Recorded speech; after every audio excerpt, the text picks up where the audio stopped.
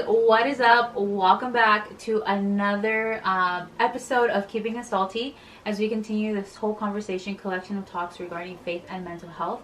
I have one of my really good friends here, and she can introduce herself. Hi guys, I'm Becky, or Beck, Yes. preferably. or Beckz. Some of us Or call her Beckz. That's just a thing. Okay, so let's just get right into it. Yeah. Okay, so Beckz, I met you at Coin. Yeah. And I met you through Noemi, actually. Yeah. Yes, shout out to you, Noms. Hey. Okay, so you've been going to Coin for how long? I think this is going to be year 3. Okay. 21, yeah. Coming up on year 3 in May. Okay. Yeah. Okay. Holy smokes, I know, and just so much has happened since then, huh? A lot. Dude, it's crazy. Okay, so obviously, as you know, we continue this collection of talks with, like, faith and mental health. So, I guess, first off, like, tell us a little bit about your faith. Okay. Yeah, so you can just start there. Okay. So just kind of, have you always been a believer? Or is this, like, faith new to you? When did you come to accept the Lord type of ordeal? For sure. Yeah. Well, I grew up Catholic, but it wasn't really, like, my own faith. It was, like, you know, parents take you to church. Yeah. Clock in, clock out. Yeah. Forget about it till next week. Yeah. And, like, so I'm pretty new, I would say. I didn't come back until 2021. And even then, that was, like, a whole new ball game because, again, I grew up Catholic. So now I'm in a Christian setting, and I'm just like, what does this look like? I'm used to, you know, the pews and the getting on your knees, getting up. Yeah. So it was just very different, but it was, like, really welcoming, the community. So it was, like, it was good, and it's been hard, but it's been really good, I would say. I love that. Okay. And so, you know, these like collection of talks have really been about like faith and mental health. So I guess like, and again, whatever you want to share, but like share with us a little bit about your story, like in terms of like just mental health, what have been some things that you've struggled with, even before like you came to your faith and even now. So if you can just kind of share with us a little bit about like what mental health has been like for you. For sure. I feel like I really started struggling with my mental health in like middle school. And it was really like a lot of depression. My mom was an alcoholic, so it was like I had a lot of fear growing up, and that turned into like anger, and then like I was depressed, and like anxiety started popping up. And that's been something I've dealt with since middle school. It's been pretty recurring. It hasn't really gone away. I also had suicidal thoughts at the time. And that really just was a consistent thing throughout my life. And even now, like, I still get depression here and there, though I can, you know, say thanks to the Lord that I'm not suicidal anymore. Yeah. But yeah, it's been a pretty consistent thing for me. Okay. Over the years. Okay. So with that, you know, and obviously mental health, like anxiety, depression, like even suicide thoughts, though, you know, obviously those aren't conversations to be taken lightly. And they are also things that people deal with, and it just looks different for everybody, you know. So can you just kind of more so, like, just and again, whatever you feel comfortable sharing, just kind of, like, talk to us about, like, how that looked like for you, you know, because I know sometimes for some people, like, anxiety or like panic attacks can be like you physically cannot get up, or you're just on like survival mode all day for like days, you know, maybe even weeks. So if you can just kind of like kind of just walk us through how mental health has looked like for you when those moments happen, like how, like what was it like? For sure. I would say a big one for me has been like depression. Like my depressive episodes, I would not get out of bed. There was some moments in time where like I couldn't even brush my teeth. Like it was so bad. Like I couldn't get out of bed. I wasn't eating. I wasn't taking care of myself at all. With anxiety, it would look like my body would like kind of shake and tingle. I would have a hard time getting out of my car. I would have a hard time leaving a room because I would just be like, not afraid, but it'd be like, it'd just be so overwhelming that I would just not do anything. And that really crippled me for a long time because it was like, again, like not getting out of bed, not showering, not taking care of yourself. It's not great. Yeah, for sure. Yeah. Dang. Okay. And I mean, I know you mentioned earlier, you know, obviously, like just being a believer, like, or just even the journey, right? It hasn't been easy, but it's been good. So has there been anything that you have like kind of gone through that has like potentially affected your mental health? In terms of faith, or whether it be faith, circumstances, like life, just life. Yeah. Man, I've had a lot of like crazy moments in my life. Some really wild moments. My mom was an alcoholic, which was a big one for a long time. Yeah. Didn't have a good relationship with my dad. My mom ended up getting sick with breast cancer, and that was just a lot. It was very heavy emotionally. There were a lot of emotional roles I had to take in all of that growing up, and it just took a toll. Like, a kid shouldn't have to go through that. Right. And after my mom ended up passing away, and I want to say between those years where she was sick, like, I did not have any kind of faith relationship. I did not. I was an atheist for a few years. Wow. Like, okay. I was like, there's just so much. I was like, where is God in all this, you know? For sure. And after she passed away, we ended up losing that house, and I moved in with a sister that was also out in the desert.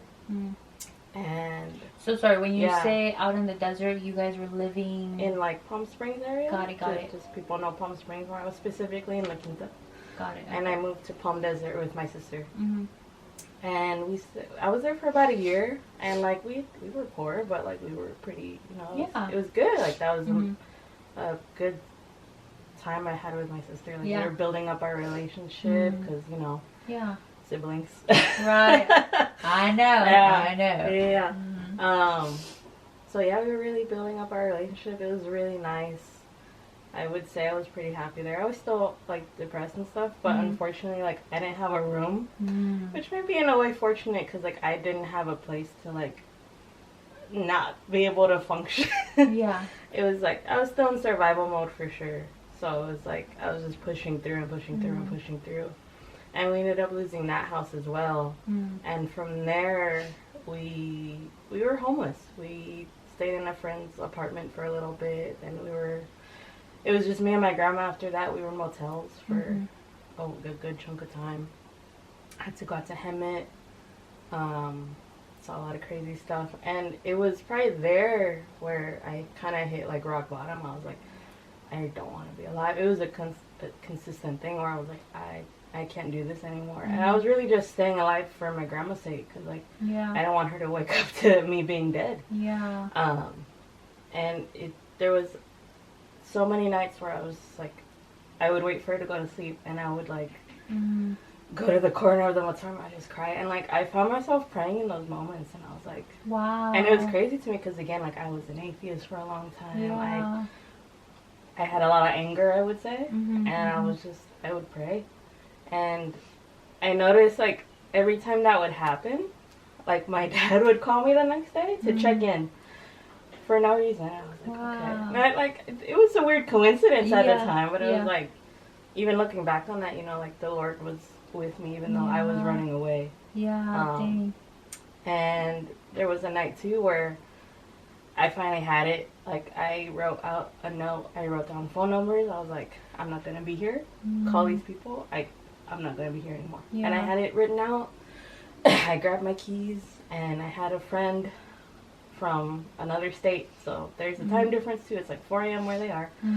And they text me at like 1 in the morning on our time, and just to check in. And we ended up talking, and I didn't do anything. I tore up the note. I don't think I tore up the note, but like I threw it away. Like I just kept flying from there. And it was like crazy. Looking back on those moments, it's like what a coincidence. Heck that happened. 1 a.m. 1 a.m. Holy 4 a.m. smokes. over there. 3 or 4 a.m. over there. It's like, are you like not even anything. I didn't text them or Yeah. anything. They just checked in. It's like, hey, how you doing? At Oh, 1 in the that's morning. nice. Literally, as I had my keys and I was walking out the door, I get the text. Wow. And I was like, what the heck? And now, like, looking back on it, like, that's very clearly, like, the Lord saying, like, not yet. Yeah. It's not your time yet. Yeah. And, but yeah, that was probably, after that, when we ended up taking her to Guatemala, because she didn't have papers, I couldn't take care of her anymore. It just ended up all working out in that way. When I moved back, I moved in with another sister in Riverside, and that's definitely when, like, I was like, okay, I think I want to go back to church. But again, like, I grew up Catholic, and I'm just like, I don't even know where to start. Yeah. I don't know any churches out here. I don't know what they're about. My family doesn't go to church, so I can't really tag along with them. So I was just like, I was curious, but I never, like, again, I was, like, anxious at the time, too, so I was like, I didn't want to, I didn't want to go by myself either. Yeah. And definitely, too, I started working again, and now I'm just, like, trying to settle down, because it was just a hectic bunch of years, and I start working, and I'm like, okay, I have insurance, I can go to therapy, so, funnily enough, around it was during, like, the pandemic and stuff, where I was like, I can go back to therapy, I have insurance, cool. I set up this appointment, because we ended up having to quarantine because there was some exposure, but, so I was like, okay, I'm going to do it now. So I set up an appointment, and they're like, okay, we can see you, I think it was September 3rd or something like that. And literally 2 days before that appointment, I get injured at work. Stop. My thumb, like, hyper extended twice, and I didn't do anything about it the first day, because I was like, it's fine, it'll go away. It didn't go away. Oh my So the next day I told my manager, I'm like, my thumb is, like, in pain, like, my hand's in pain. And so he sends me to the clinic, and I ended up, you know, getting, like, the workers' comp and all that. And so all this happens at the same time. I start therapy. I'm doing less work, because I was doing, like, 14 hours at the time. So now I'm cut down to, like, 4 or 5 hours. Oh my gosh. It cut me down a lot. But I'm getting the workers' comp, so it's fine. And now I'm in therapy. Now we're working through stuff. She's helping me, like, find my voice. And so I'm not really being a pushover anymore. I'm like a people pleaser as much. I'm working towards that. And I remember, too, she was like, have you thought about medication? And I was like, I don't want to be on medication. Like, I don't want to, like, you know, I hear all these stories like, oh, zombie, like, they feel like zombies. I'm like, I don't want to feel like that. But it was getting to a point where I was, like, stuck. Like, we made some progress, but I was still stuck. Like, my anxiety was still bad. I wasn't sleeping. I had a lot of insomnia. And we tried a lot of stuff. She's like, have you cut down on caffeine? I used to drink coffee to cope. I was drinking a lot to cope. There was a lot of unhealthy stuff happening to cope with stuff. And I stopped drinking coffee, or the amount that I was drinking, but I still wasn't sleeping. So I was like, it's not the caffeine. And so finally in, like, December, I was like, okay, we'll try the medication. And so December, I'm sorry, of what year? 2020? 21 at this point. Okay. At this point, it's 2021, I believe. Okay. Maybe. Nope. It's 2020. 2020. It's 2020. Okay. So in December of 2020 is when I'm just like, okay, I'm going to try it. And so they put me on, like, a medication for insomnia, for anxiety, and depression. And it was weird, because they didn't believe in medication in that household. And so that was also an issue. But like at your sister's house, at my right? sister's house. Got it. And so that was another thing, because there's already some tension with me not being a people pleaser as much anymore. There was already tension there. So there was, like, I'm at home more now. I'm seeing more stuff happening. So it's just, like, a lot of stuff at once happening. And so I have a question really quick. I'm sorry. Because you said they kind of didn't believe in medication, right? So what was your stance on mental health? It was rough. I think it's definitely also, like, the Hispanic culture as well. Facts. Because especially my dad, and my dad's not someone I told myself. My sister actually told him without talking to me about it. So that, he never brought it up, but she definitely voiced her own opinions, and it was like, you've been here for like a year, why are you still like this? You should be better. Wow, that's hard. And it was rough. It was rough to hear that. And especially after I started therapy and like I got on the medication, because with the medication too, like I was definitely more stable. When I took the anxiety medication, my body was like relaxed, but my head wasn't, because I was so used to being like survival mode. When my body relaxed, I didn't know what to do with that. I was literally sitting on the couch like freaking out, because I'm like, my body's like chill but my head's not, and I'm just like, what is happening? When I took the antidepressant for the first time, the next day I woke up like with the worst headache I've ever had. Like I couldn't get up. I was nauseous. And I remember going to like the lady that prescribed the medications. I told her what happened, and she's like, oh yeah, it's the serotonin. And I was like, oh cool, wasn't producing that. But yeah, so like I'm starting to stabilize more. Like the medication was helping a lot for sure, I would say.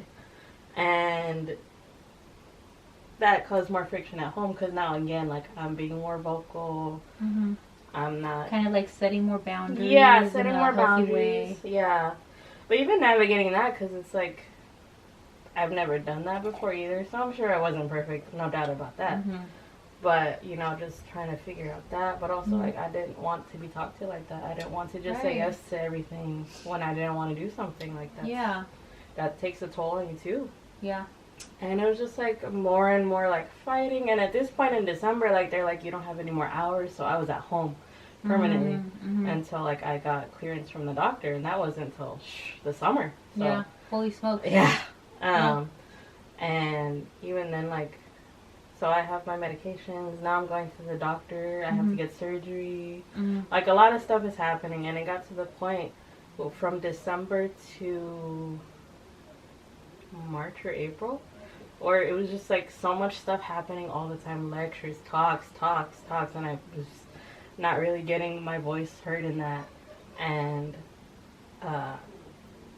it got to the point where my sister was like, you have till the end of the year to move out.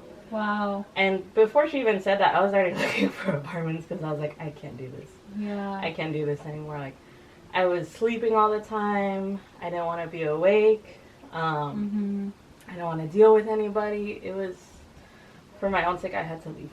Yeah. Because I would have done something. Yeah. I was not handling it well there. So, come April, I believe, I found... What year? April? 2021 now. 2021. Okay. And in April, somebody reached out to me from one of the apps I was using for, like, finding an apartment or a room. And she was like, hey, are you still looking for a room? I was like, yeah. And it would, honestly, I rushed into it looking back, but like I had to get out of there. Yeah. And I had saved up this money, so I was like, you know what? Let's do it. And so I get out of there, and that was the 21st? No. The 11th or something. Okay. Of May. And then 2021. 2021. Got it. And that exact week is when I went to Quinn. Wow. Like that Sunday is when I went to Quinn. Okay. But yeah. Dang, that's crazy. So I mean, I know, like, since like kind of like doing life with you, it's just been really cool to just see just you grow and evolve. And like, again, like, I know we just like talk about this a lot, like even within our friends, like you know, like we have to speak truth over ourselves. And like, yes, like I get to do that for you and vice versa, but we also get to do that like ourselves to ourselves, right, for ourselves. Absolutely. And so I know for me, like when one of my friends like brought that up to me, I'm like, wait, what? Yeah. You know, and I'm sure it was like something new for you too, just like how it was for our other friends. But like even in that, like before like we started to like really exercise that authority that we have, right, because of Jesus, like I know sometimes the enemy can cripple us even like with lies, right? So obviously you were going through all these things, but you were still pushing through and like just even like doing your best to navigate like, you know, anxiety and depression. But did you ever have moments where like just certain lies were just Mm-hmm. creeping in, or a certain moments where like people were just speaking life over you and you were just like, I don't know if I can receive that because Mm-hmm. this is the lie that I kind of believe right now, Yeah. type of ordeal. Yeah. Can you kind of share with us some of that? Absolutely. I think the big one that comes to mind first when I got back into my faith, and I think it was like probably in August.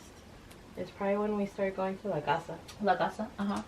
I would just like hear stories about like people talking about their like depression, their anxiety, and it just like being gone like that. Yeah. And like they just got healing, like, and I was just like, how? Like, and it would just be, and this was a big lie that would hit me a lot. It's like, well, what am I doing wrong?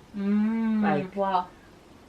am I doing this faith walk wrong? Like, why aren't I being healed like that? Like, I would just hear all these stories and I would compare myself and I'd be like, why isn't God doing that to me? Like, what am I doing wrong? What's wrong with me? Mm-hmm. And that's probably a big lie that I still struggle with today. It's like not that specific, but just the idea of like, I'm being a bother, I'm the problem, it's me. And that's definitely something that the enemy has used a lot, especially coming back into the faith. And it's just, yeah, no, that one's really hard for me to, I mean, I'm doing better now for sure, but definitely like when I started walking with the Lord again, it was just like, what's wrong with me? Yeah. Like, did I disappoint? Did I do something wrong? And the enemy definitely held that over me for a hot minute. Wow. But yeah, I would say that's probably. Dang, holy smokes, that's crazy. Yeah. Okay, so now that, because again, I think I just love the beauty about like just doing life with people, even with like faith and mental health, right? There's so much beauty in that because I think it's one thing to know that like, yes, we're gonna go through certain things, right? And obviously like keeping it within the context of mental health, like there's just some things that, like anxiety probably is going to be inevitable, or depression might be inevitable, right? And there are some people that have been healed from that completely, and there's some people that, they just still go through it every now and then. But I think the beauty in knowing that is like, there's freedom in Jesus. There's the beauty of knowing that your identity is no longer being crippled to those things, but it's knowing that you are free, that you are restored, you're highly favored, and you are a daughter to a king. And I think that is just such a powerful thing to know, that like even just for you sharing that, it's like really encouraging, because like as you're sharing with us, like you're kind of like even walking us through like, man, I was once a captive to this, and like now I've been set free from that. And even though sometimes like you said, that lie can like kind of come in and out, but like you know your identity in the Lord, so just as we like transition into like just kind of, because all this is good, you know, but like as we continue to transition into the good stuff, like has there been something that you like, a testimony I guess that you can share with us, that like whether it be like anxiety, depression, whatever it can be with mental health, where you're like, dang, like I just it's different now. I don't feel like how I used to feel. Yeah, absolutely. I'm gonna say a big one was the breakthrough I had with suicide. Wow. With suicidal thoughts, and that was probably the most debilitating one to experience. Not to say the other ones aren't, but that one got me the most. Where I would be like, okay, I can't do this. I'm bothering everybody. I'm just making things harder for people. Let me just take myself out of the picture. It'll be better for everyone else. That was what would always go through my mind, or all these like lies and stuff, and again, he mixes a little bit of truth in it, because like things were hard, things weren't getting better, and it was like there's like that little sprinkle of truth that just throws it overboard, and like your mind just goes with it, and it's like, and I want to say, it was November, and it was there was another issue that I was dealing with that had nothing to do with suicide. It was just so funny how that ended up working out, because like I was focused on one thing, and I could feel myself like, okay, like I'm getting hopeless again. Like I don't want to do this anymore. Like those thoughts started popping up again. Dang. And again, when I would get into this headspace, like it would be days, it'd be weeks, months, where I'd just be like in this funk. Yeah. And like I would just be like just literally fighting for my life to not want to die. Yeah. Or to not die. And I could feel myself getting into that. I'm like, okay, here we go again. And Dang. that night, a friend was like praying over me. And we were on the phone, and it was a completely different issue again, like, and I just happened to be like getting into that suicidal headspace. Yeah. And she started getting like some words from the Lord, and it was just like, and I don't know what it was, but it was just like almost like this like fog just gone. Wow. And I went from like sobbing that night to like just like crying from being so joyful. Oh my I was gosh, like, come on. I was literally like staring at my scene like, what the heck is this? Like what? Like everything felt good. Like I felt good. Holy and I was smokes. just like, and I don't think I've even felt good when I wasn't in a funk. Wow. So I was just like what the heck? Like what happened? And that was just the Lord. And like, and even with that night too, though, it was like, I knew I still had to battle with like depression and anxiety, but in terms of like suicidal thoughts, like gone, like gone. And mind you, like this month I've definitely had them like creep up like here and there, and like they caught me by surprise, because I'd be like doing whatever, and I would just be like, oh, what's the point of continuing? Like, why keep going? And I would stop what I was doing. I was like, where the heck is this coming from? And I would like speak over myself, and I would start praying, and I'd be like, no, we're not doing this anymore. Like, come on, like, let's go. And it was just like, just even that like few months, like this was November, we're barely in February. Like, yeah. I haven't had like a cycle like that in like within that time frame. Like I was able to speak over thoughts like that. And still learning how to navigate not having those thoughts, because that's still different to me. Yeah. Like having those thoughts since like middle school. Yeah. It's weird not having them anymore. And I think Dang, I told you in January, like I even was like, I wished I had them again, because they were comfortable in like a really messed up way. Because it was like just this weird, I don't know what to call it, security blanket, but it was like a normal. And now it's not normal to like be like stressing, be this, but not have those thoughts. I was like, I don't like this. This is uncomfortable. And I've gotten past that point, but it's just like still navigating like what does life look like now with wanting to be alive. Dang. Dude, that's so powerful. Oh my gosh. You know? And it's crazy because you think like, I mean, obviously, you know, I haven't gone, I mean, I've had like suicide ideation when I was younger. I want to say that's what it's called. I think so.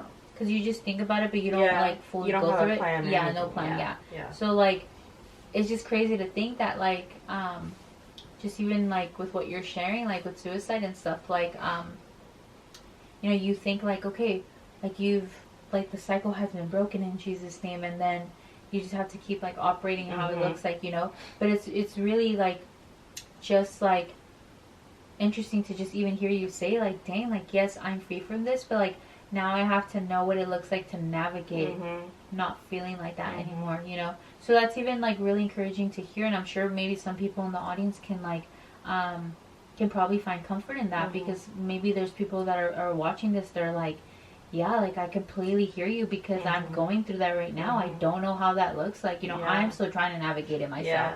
You know, so I think it's really cool that you were just even like open enough to share that, because the hope behind talking about all of this is for people to know that, hey, there's even people within your community, right, in coin community, that, you know, you can come to just like be a safe space for you, and to come to you and just be like, hey, Beckz, like this is what I'm going through, you know.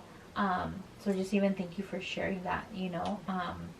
And as you know, as we are like coming to a close, is there like anything or yeah, anything, any practical steps, anything you would want to encourage the whoever's watching this with, based on like what you've gone through.